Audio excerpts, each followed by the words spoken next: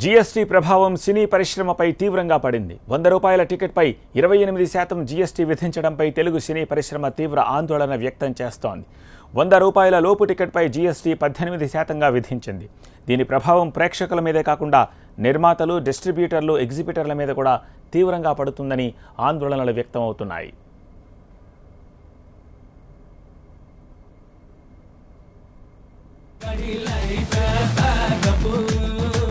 మీరు చూడబోతున్నారు హమ్ ఆప్కే హై కౌన్.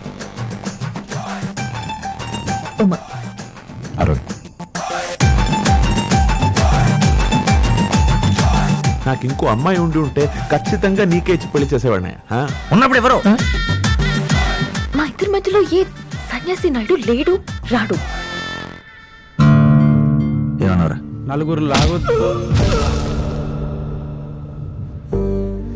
జీఎస్టీ వల్ల రాబోయే రోజుల్లో 75% సినిమాల నిర్మాణాలు ఆగిపోతాయని ఆందోళన వ్యక్తమవుతోంది.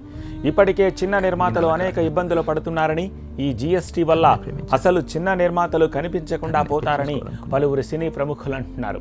తెలుగు సినీ పరిశ్రమ ప్రత్యక్షంగా పరోక్షంగా వేలాది మందికి ఉపాధి కల్పిస్తోంది. ఇప్పుడు జీఎస్టీ వల్ల సినిమాల నిర్మాణాలు ఆగిపోయి వేలాది మంది రోడ్డున పడతారని అంటున్నారు.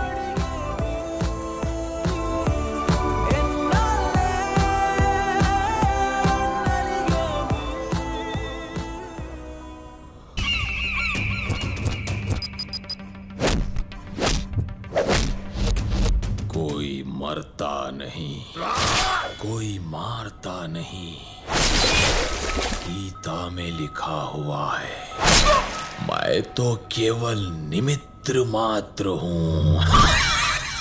కయ్యూం భాయ్ని చెప్పడం అంటే అడవిలో జింకని వేటాడడం కాదు, సింహాన్ని వేటాడినట్టే.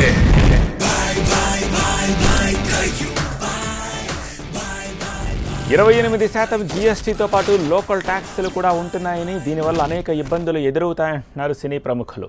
ఇప్పటికైనా దీనిపై పునరాలోచించాలని కోరుతున్నారు. లేకుంటే సినిమా నిర్మాణం నుంచి తప్పుకోవాల్సి వస్తుందని అన్నారు. జీఎస్టీ వల్ల రీజనల్ సినిమాలపై పెద్ద ఎఫెక్ట్ పడుతుందంటున్నారు సినీ ప్రముఖులు. హిందీ సినిమాలకు ఒక స్లాబ్, ప్రాంతీయ సినిమాలకు ఒక స్లాబ్ విధించాలని నిర్మాతలు కోరుతున్నారు.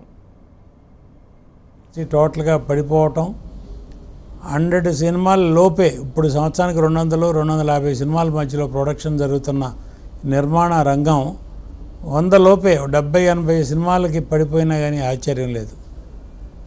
అన్ని రకాలుగాను ఒక రకంగా ఇంతకుముందు నవంబర్ 8వ తారీఖున డిమానిటైజేషన్ ఎంత ఎఫెక్ట్ కొట్టిందో సినిమా ఇండస్ట్రీని, అంతకంటే ఎక్కువ ఇండస్ట్రీని దెబ్బ కొట్టబోయేది జీఎస్టీ. ఈ జీఎస్టీ మూలంగా హిందీ పరిశ్రమకి ఏం ఎఫెక్ట్ లేదు. నోటు మీద ఇంగ్లీషు, హిందీ 2 లాంగ్వేజ్లు బోల్డ్గా ఉండి మిగతా 14 భాషలు చిన్నగా ఉంటాయి. అవన్నీ ఆ 14 భాషలు రీజనల్ ఫిలిమ్స్. తెలుగు, తమిళ్, కన్నడ, మలయాళం, భోజ్పురి, మరాఠీ, బెంగాలీ, గుజరాతీ లాంటి 14 భాషల రీజనల్ ఫిలిమ్స్. రీజనల్ ఫిలిమ్స్కి ట్యాక్స్ సపరేట్ స్లాబ్లు ఉండాలి. హిందీ ఫిలిమ్స్కి, ఇంగ్లీష్ ఫిలిమ్స్కి సపరేట్ స్లాబ్ ఉండాలని ఫైనాన్స్ మినిస్టర్ గారికి రిక్వెస్ట్ పెట్టాం. జీఎస్టీ తీవ్రంగా వ్యతిరేకిస్తున్నామంటున్నారు తమిళ నటుడు, నిర్మాత టి రాజేందర్. జీఎస్టీ అమలు వల్ల తమిళ పరిశ్రమ తీవ్ర ఇబ్బందుల్లో పడుతుందని అన్నారు. జీఎస్టీకి వ్యతిరేకంగా తమిళ సినీ పరిశ్రమ బంద్ పాటిస్తోంది.